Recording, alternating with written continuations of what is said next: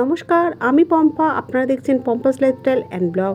আজকের রেসিপি সর্ষে পোস্ত দিয়ে ঢেঁড়সের ঝাল। আমি এখানে 500 গ্রাম ঢেঁড়স নিয়েছি, ঠিক এই সাইজটা, গোটা গোটা রাখবো তাই। এখানে নিয়েছি বেসন, টমেটো, ঝালের জন্য কাঁচা লঙ্কা, সর্ষে, পোস্ত, কাজু বাদাম ভেজানো আছে এখানে হলুদের গুঁড়ো, কাশ্মীরি লঙ্কার গুঁড়ো, নুন, চিনি আর কালো জিরে। চলুন রান্নাটা শুরু করা যাক। সব সবজির মধ্যে ঢেঁড়স কাটতে সব থেকে সুবিধা, দুদিকের মুখটা কাটলেই হয়ে যায়।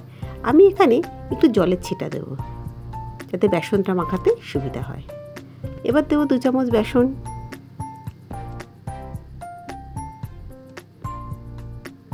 দেবো সামান্য হলুদ গুঁড়ো,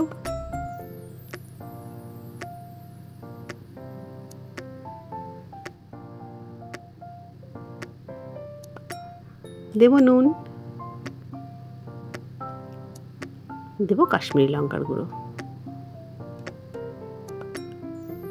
দিয়ে এবার ভালো করে এটা মেখে নেব যাতে ঢেঁড়সের গায়ে কোটিংটা লাগে।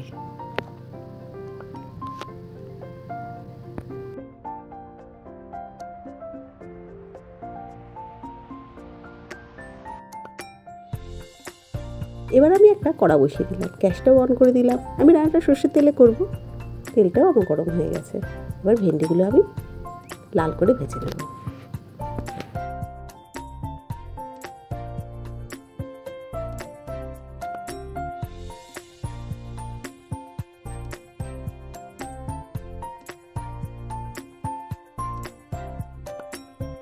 ঢেঁড়স আমার ভালো করে ভাজা হয়ে গেছে, এবার আমি তুলে নেব। এর থেকে বেশি ভাজবো না, বেশি ভাজলে ঢেঁড়সের যে সবুজ রঙটা ওটা চলে যাবে। ওই তেলেই ফোড়নে দেবো কালো জিরে আর দেবো সর্ষে পোস্তর পেস্টটা দিয়ে ভালো করে নাড়াচাড়া করে নেব।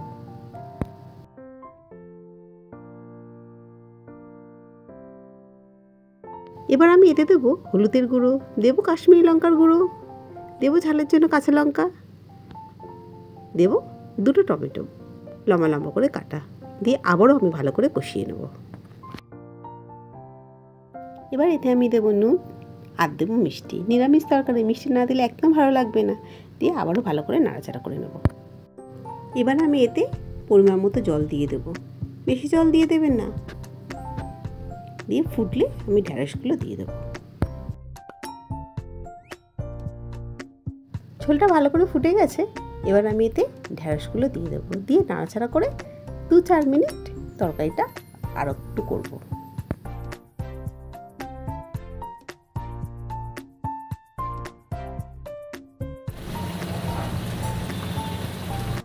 তরকারির রঙটা দেখেছেন কি দারুণ হয়েছে না? ওপর থেকে ধনেপাতা কুচি ছড়িয়ে তরকারিটা আমি নামিয়ে নেব। আমার রিকোয়েস্ট, বাড়িতে একবার এভাবে নিরামিষ ঢেঁড়সের তরকারি করেই দেখবেন। রুটি, পরোটা, ভাত সবার সাথেই যাবে। যদি ভিডিওটা ভালো লাগে তাহলে একটা লাইক করবেন, কমেন্ট, শেয়ার, ফলো করতে ভুলবেন না। ভালো থাকবেন, সুস্থ থাকবেন।